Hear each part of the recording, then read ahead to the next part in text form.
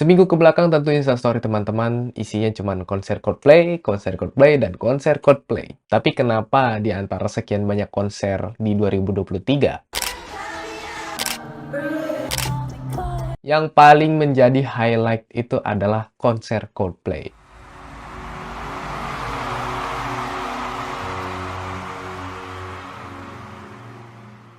Pertanyaannya adalah kenapa? Kenapa Coldplay? Dari sekian banyak band atau artis yang manggung, kenapa Coldplay segila itu? Jawabannya pastinya banyak, tapi jawaban saya mengerucut ke 3 hal. Relate, experience, dan hype. Dan saya dengan sengaja menaruh hype di urutan terakhir, karena tanpa relate dan experience, hype itu nggak akan pernah segede itu.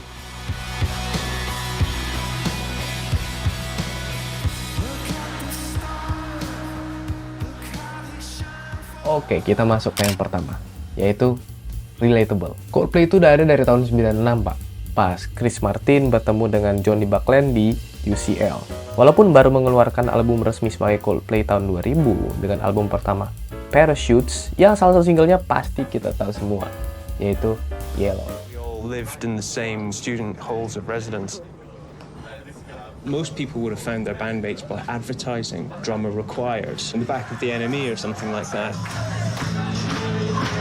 I think in our case it was different because we all really knew this is the group that we want to form, this is who we want to be with. Jadi Coldplay bukan band kemarin sore. Dari bapak-bapak sampai yang muda, semua pernah dengar lagu Coldplay. Pernah memasukkannya ke dalam playlist, bahkan tak jarang orang-orang menaruh lagu Coldplay sebagai lagu favoritnya, termasuk saya sendiri. Tapi pas konser kemarin, banyak anak mudanya. Juga anak muda yang banyak nge-hypein di sosmed. Se-relate itukah lagu Coldplay dengan anak muda? Jawabannya sangat. Banyak lagu-lagu Coldplay itu yang enak dinyanyiin bareng-bareng. Banyak juga yang enak didengerin pas sendiri di sepertiga malam. Banyak juga yang menyimpan perasaannya di lagu-lagu Coldplay. Jadi ketika dia ingin perasaan itu kembali, ya dia dengarlah lagu tersebut. Contohnya ketika kita berbicara tentang cinta. Lagu Yellow memberikan kita feeling optimis dan harapan dalam mencari cinta.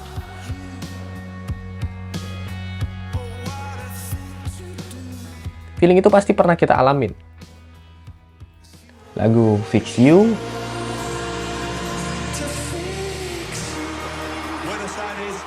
lebih ke introspeksi dan emosi tentang mencoba memperbaiki hati yang patah. Inilah kenapa saya bahas Coldplay. Inilah kenapa saya memulai channel ini. Inilah kenapa saya membuat segmen ini. Segmen Inherit. Karena hal-hal ini yang saya sebut dengan the human level. Nah, Coldplay itu bagus banget tentang the human level ini. Dia mengerti dalamnya manusia itu seperti apa, kompleksitas manusia itu seperti apa. Salah satu yang lain lagi adalah The Scientist.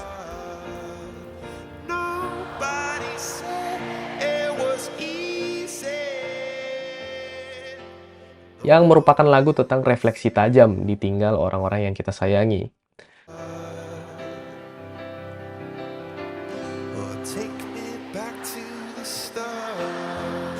Tapi ada juga lagu-lagu Coldplay yang memberikan kita feeling semangat dan daya tahan. Contohnya Viva La Vida.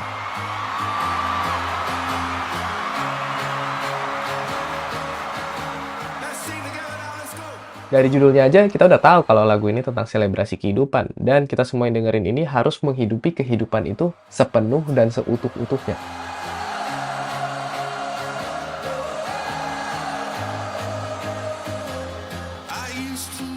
Well, selain lirik yang relate, seringkali lagu-lagu Coldplay itu upbeat dan positif yang bisa meningkatkan mood pas lagi stres, dan dengan melodinya yang catchy, vokalnya yang bisa kita nyanyiin sampai teriak, instrumennya yang uplifting, itu bisa ngasih kita feeling yang luar biasa.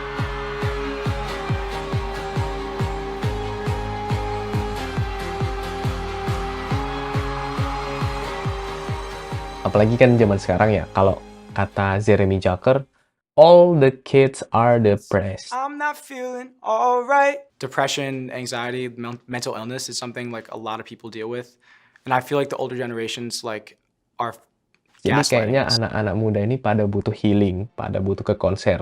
Dan konser siapa lagi yang paling quote-on-quote healing selain Coldplay? Apalagi melihat experience yang di-share di sosial media itu gila banget.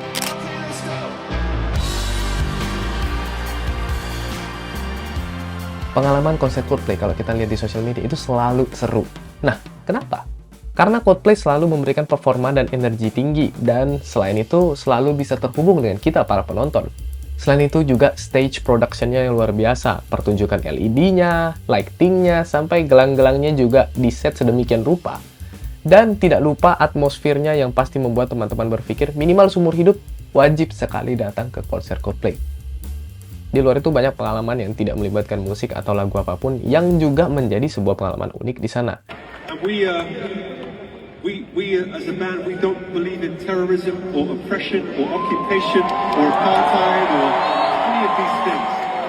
No, we believe that everybody should be free to be themselves, and we're free to be ourselves, and we collaborate even though we may not agree all the time. So, what we would like to do for 12 seconds is ask you to send your love out to the world. Anywhere you would like to send it, you can send it anywhere. You can choose, you can send it to your grandmother, or your sister, or your friend, your cat. You can send it to the Middle East, you can send it anywhere. So, but just go with us for 12 seconds to make this magic trick work, okay? For 12 seconds, silence. Just think about the place you want to send love. Here we go. 12 seconds. Hands like this, please. Hands up. Just go with it. Trust me. Here we go. 12. Tentunya diamplifikasikan lagi dengan hype.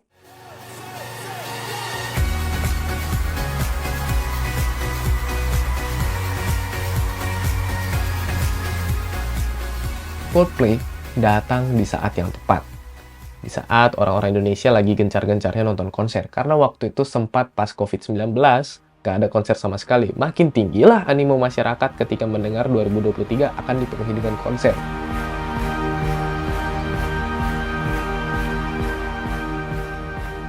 Tentunya footage Coldplay di TikTok atau beberapa instastory teman-teman yang udah nonton konsernya di luar negeri, testimoni, dan lain-lain, memberikan snowball effect terhadap hype dan antusias masyarakat terhadap konser Coldplay.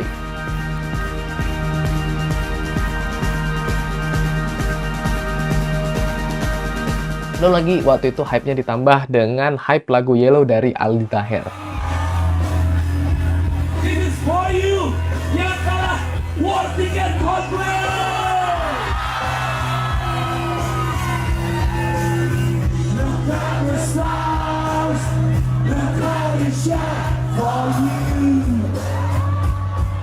Nggak berhenti di Indonesia, setelah tiketnya benar-benar habis, orang-orang bahkan nyari ke negara lain. Paling dekatnya adalah Singapura.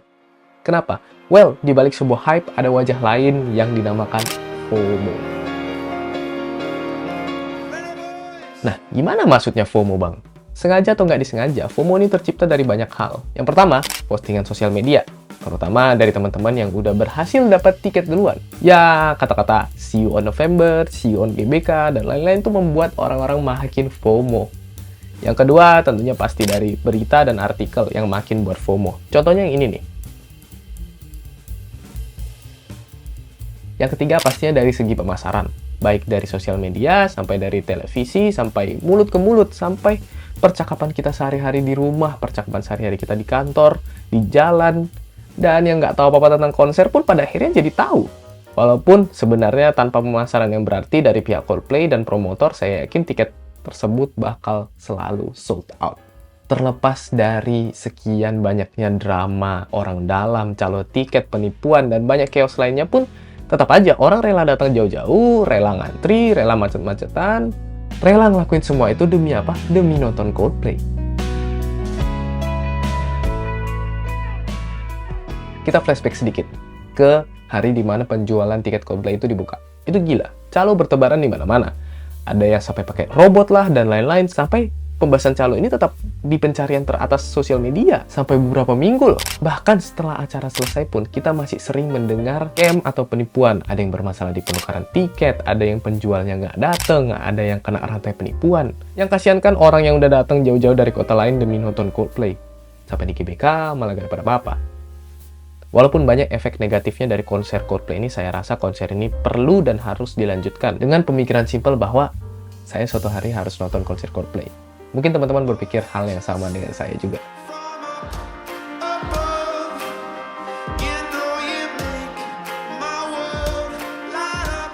Terakhir saya akan mengutip salah satu lirik dari lagu Coldplay. Oh, what good is it to live with nothing left to forgive, forget but not forgive, not loving all you see. Lirik yang sederhana dari lagu Swallow in the Sea ini berbicara tentang rasa kekosongan dan putus asa yang datang dari kehidupan tanpa makna dan koneksi. Lagu ini mengingatkan kita bahwa kita perlu menemukan sesuatu untuk memberikan makna pada hidup kita. Mau itu pekerjaan kita, hubungan kita dengan orang lain, impian kita buat jalan-jalan ke luar negeri, nulis buku, belajar instrumen baru, naik balon udara, rewatch anime favorit, nonton klub bola favorit, sampai nonton konser Coldplay.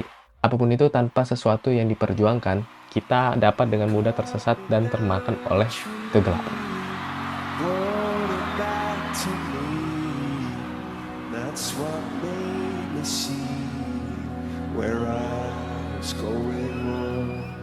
Pada akhirnya konser Coldplay ini bukan hanya sekedar acara musik biasa. Ini fenomena kultural yang bisa menghubungkan kita, para penonton satu sama lain, dan juga dengan Coldplay itu sendiri. Konser ini meninggalkan jejak buat para musisi di Indonesia, ngasih standar dan perspektif baru terhadap arti dari sebuah konser. Malam itu adalah malam yang penuh musik dan memori, yang bakal dikenang fans untuk seumur hidupnya. Inilah kekuatan musik yang tidak bisa diragukan. And it's inherent worthy. Sekian dari saya, semoga kita bisa belajar satu atau dua hal dari video ini. And as always, life goes on. Baik, sampai jumpa di video selanjutnya. Swallow in the sea.